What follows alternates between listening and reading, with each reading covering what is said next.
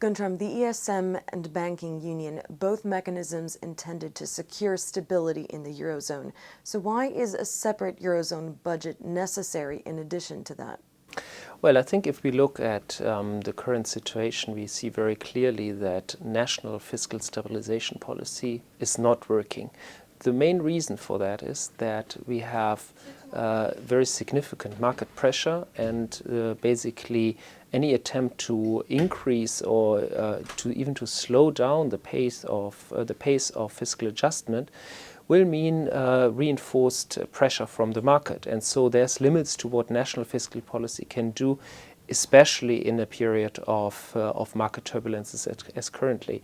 That is why most federations, most monetary unions, actually assign the role of fiscal stabilization policy to the central level, to the federal level. And the whole discussion that is now starting on the Eurozone fiscal capacity is basically about thinking whether and how this could be done in Europe, in the Eurozone. And what would be its design? How will it be financed? Well, there are different options of how you could design it, and this involves, of course, the spending and the financing of it. Now, on the financing, the big question that needs to be answered is whether it should be own resources or whether it should be basically contributions from the different national budgets.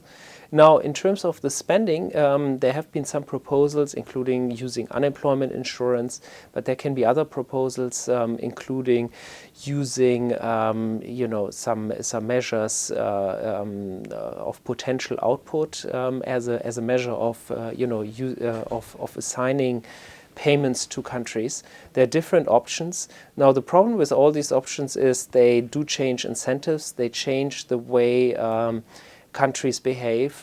They may not be distributionally neutral.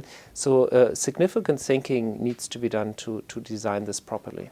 But isn't the risk that countries tapping into this separate budget would appear to be receiving blank checks? Absolutely. I think the attempt is really to create a Eurozone budget that is not a way of transferring money to ailing countries, but really an insurance mechanism that is ex ante at least neutral.